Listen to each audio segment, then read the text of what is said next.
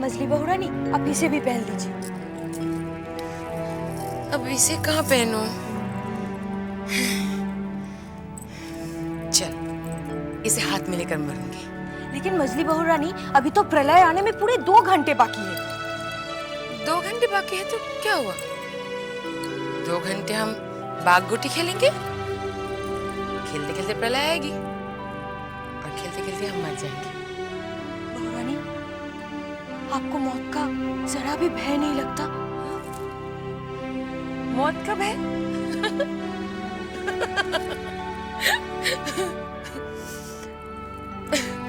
पगली, मौत का भय तो उन्हें होता है जिन्हें जीवन से प्यार हो। मैं तो इस हवेली में हर रोज जी जी कर मरी, अपने दर्द को इन गहनों में छुपा कर रखा मैं। इसीलिए तो मैं आज इन्हें साथ लेकर मरना चाहती।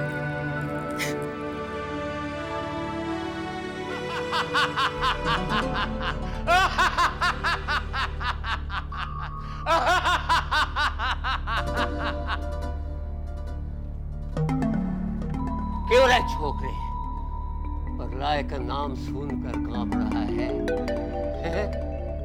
प्रलय आएगी, अपने साथ सब तहस नहस कर ना रहेंगे हवेली में रहने वाले लोग। चारों तरफ दिखाई देगा तो सब लाल रंग और तबाही।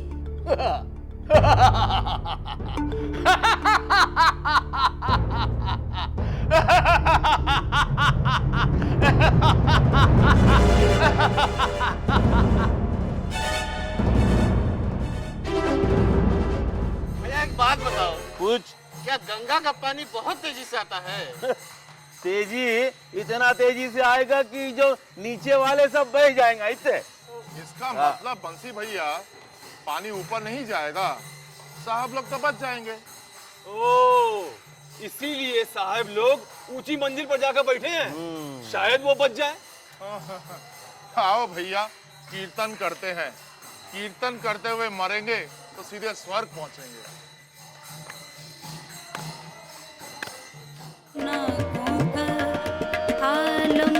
वाह वाह वाह वाह।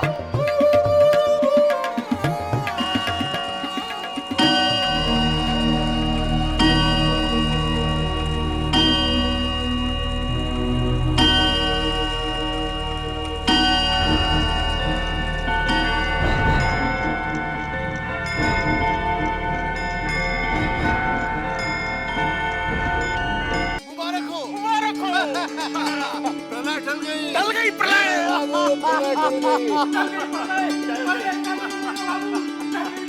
मुबारक हो आप सब लोगों को भी। अब हम सब लोग साथ साथ और जी सकेंगे। अब हम नाच गाना और शराब का पूरा मजा लेंगे। चल गई।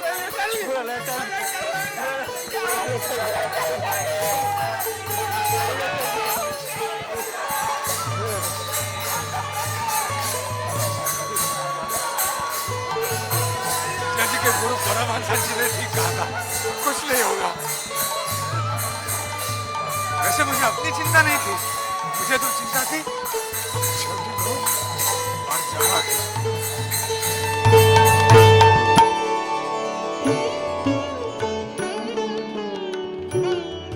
हे भगवान, तेरा लाख लाख शुक्र। अब मैं अपने नन्हे की शादी धूमधाम से कर सकती हूँ। मछली बहू रानी, प्रलय टल गई।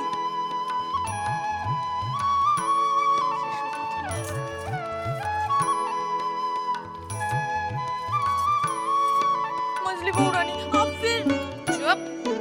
खैर, प्रलय आती तो भी मुझे कुछ फर्क नहीं पड़ता, नहीं आई तो भी फर्क नहीं पड़ा। वैसे ही।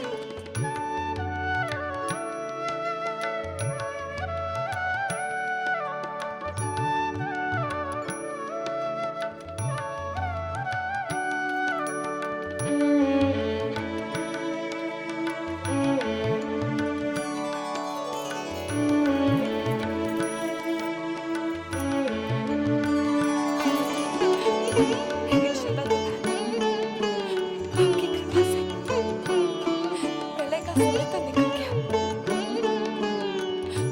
मेरी आपसे ये प्रार्थना है कि हर समय मेरे स्वामी को मेरे पास रखना।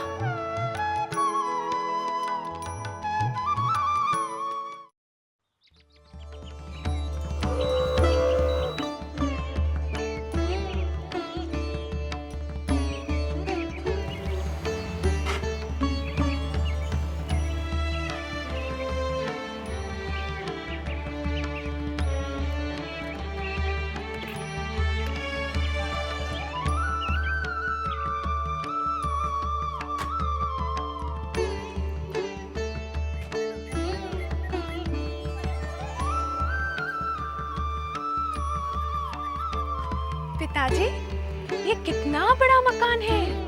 ये मकान नहीं है बेटा, ये हवेली है। समझ ले, अब तू यहीं आकर रहेगी। क्यों? आप क्या मुझे घर से निकाल देंगे? घर से तुझे क्यों निकालूंगा भाई? तुझे विदा करूंगा। ब्याह के बाद तो यहीं तो आएगी। अच्छा, तो ये बताइए कि मेरा दूल्हा कौन है? दूल्हा वो रहा। अबुल जी, आप कैसे आना हुआ? बस उस दिन नन्ही बाबू की शादी में आपसे मुलाकात हुई, मिलने चला आया। भाई, शादी की बात तो घर वालों से ही की जाती है ना। ये है मेरी बेटी चारुलता।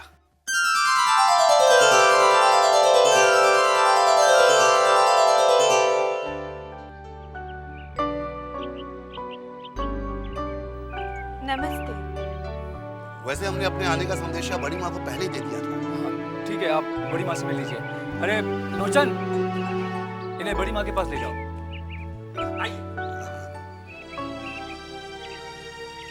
अरे बाबू जी, ये मोटर गाड़ी में कौन जमींदार आया?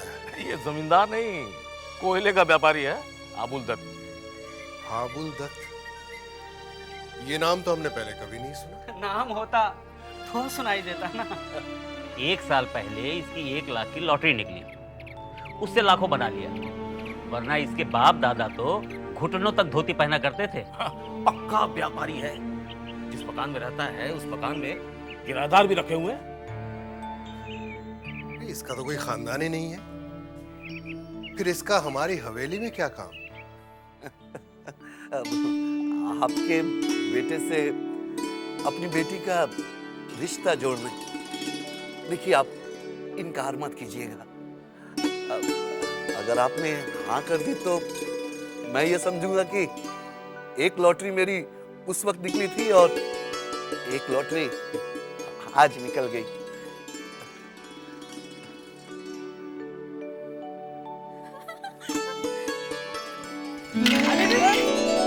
कौन है तू? मैं चारुलता हूँ। मुझे काजू बहुत पसंद है। चारुलता बड़ी अजीब लड़की है।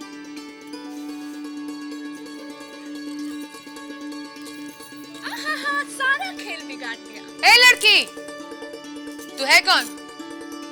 मेरा नाम चारुलता है। आपकी क्या गहनों की दुकान है? क्या मतलब? मतलब एक तो हम गहनों से लदी है और गहनों के बीच बैठी भी है।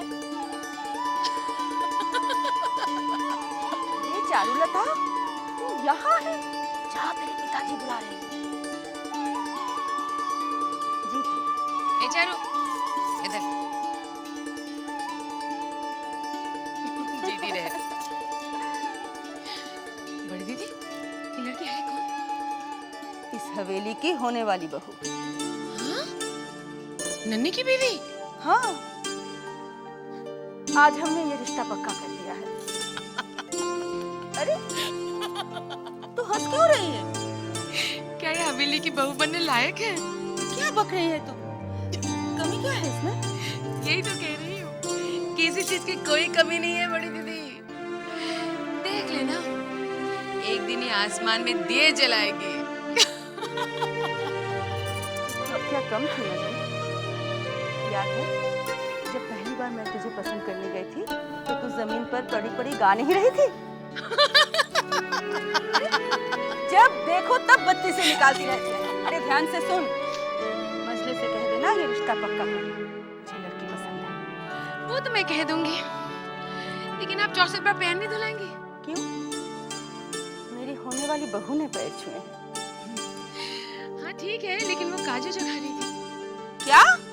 हाँ झूठे हाथ से पैर छुए आपके। क्या कह रही है तू? हे राम! अरे गिरी! ए गिरी! कहाँ गई तू? गिरी!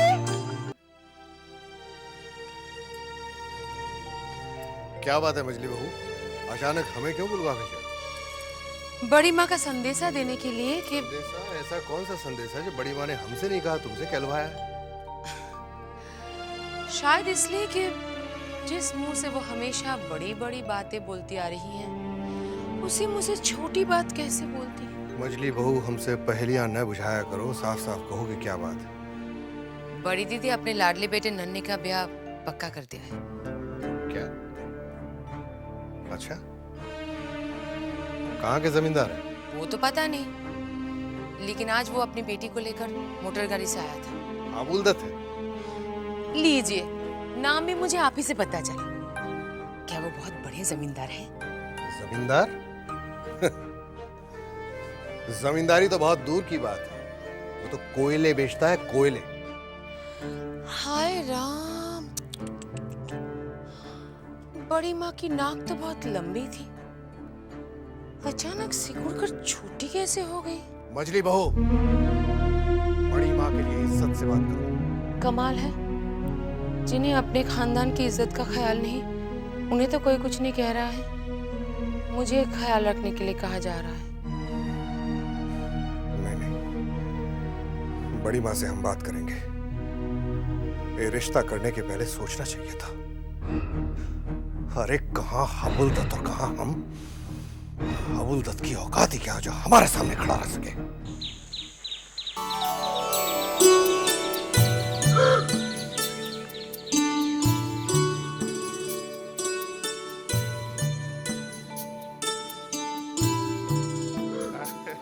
अरे वाह चुन्नी, तुमने भी हवा गाड़ी खरीद ली है? बैठने से कैसा लगता है? जैसे हवा में उड़ रहे हो। सच? तो बहुत मजा आता होगा। तुम्हें भी इसमें बिठाकर घुमा दूंगी, लेकिन अभी मुझे छोटे बाबू के पास जाने दे, उनकी तबीयत पूछने आई हूँ। तुम यहीं रुको, मैं बंसी को खबर करता हूँ।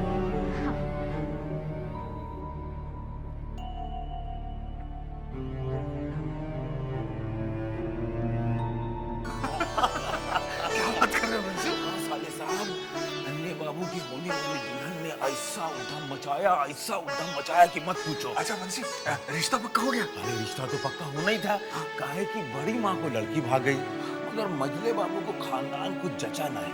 मगर बड़ी माँ ठहरी बड़ी माँ, उनकी बात को कौन टाल सकता है? अरे बंसी, क्या हुआ? वो चुन्नी आई है छोटे बाबू से मिलने हवा गाड़ी में, आने दो अंदर। नहीं, उसको बाहर रोक, हम जरा छोटी बहू रानी से पूछ के आवत है। ठीक है।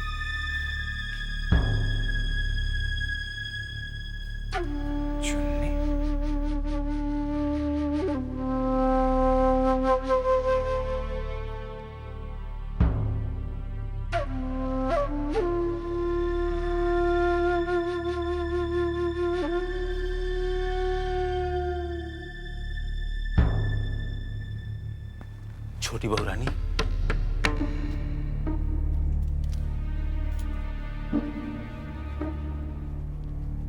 क्या है रे बंसी? वो चुन्नी भाई आई है छोटे बाबू से मिलने। क्या? कहाँ है वो? हवेली के बाहर खड़ी है। वो यहाँ तक आ पहुंचे और तू मेरे पास क्यों आया है? वही बाहर से नहीं भागा सकता था? और अगर तुझसे ना हो तो ब्रिज सिंह से कह दे, वो उसे भगा देगा। जा। बहू रानी, अगर छोटे बाबू को पता चल गया ना, तो मेरी खाल खींच लेंगे। सुन बंसी, मैं भी इस घर की छोटी बहू हूँ। मैं तुझे आज्ञा देती हूँ, जाके कह दे उसे कि छोटे बाबू से नहीं मिलना चाहते। और ध्यान रहे, अगर अगर उसने इस हवेली में कदम रखा तो तुम दोनों भाई बहन की नौकरी गई, समझा? क्या हुआ रे चुन्नी? देखिए ना, चुन्नी बाई आई है छोटे बाबू से मिलने। तू अभी भी यहाँ खड़ा मेरा मुंह क्या ताक रहा है? जा भगा दे उसे।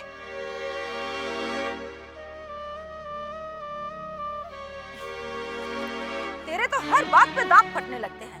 दांत नहीं, मुंह बोलो बड़ी दीदी।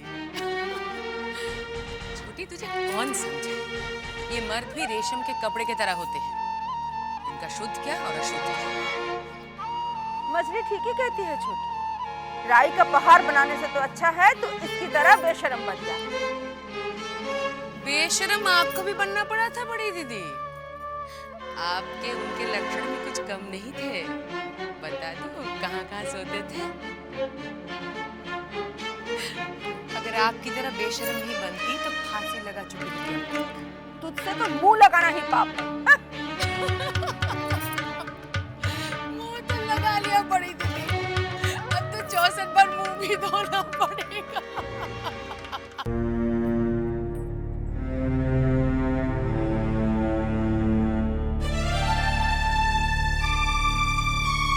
क्या रे बंसी, इतनी देर लगा दी तूने?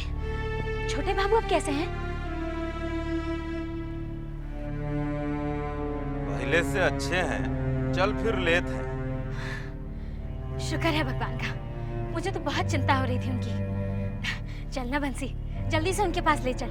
इतने दिनों से उन्हें देखा नहीं ना, मन जैसे अजीब सा हो रहा है। और अगर वो तुम्हारा मुंह ना देखे चाहे तो?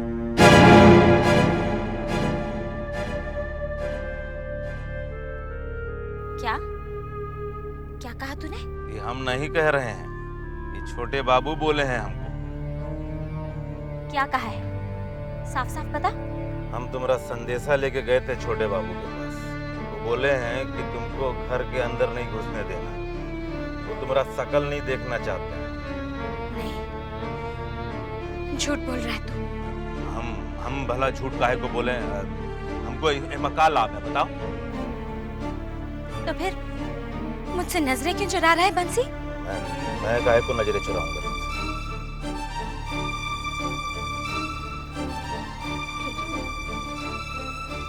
ठीक है बंसी, मैं समझ गई, जा रही हूँ। मेरे लिए इतना ही काफी है कि छोटे बाबू अब ठीक है।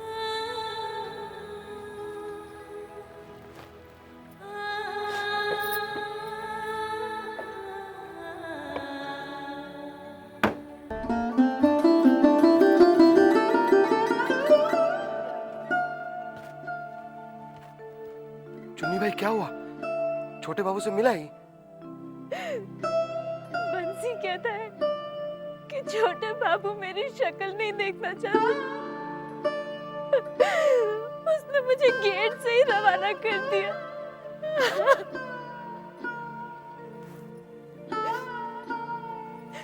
वृंदावन, तू ही बता, क्या छोटे बाबू ऐसा कह सकते हैं?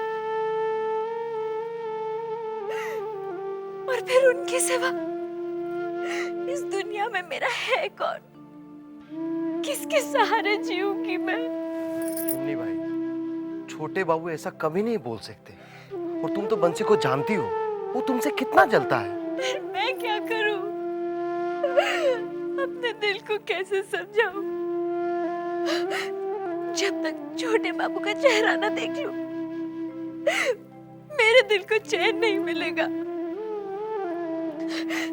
किस तरह अपना संदेशा उन तक पहुंचाऊं?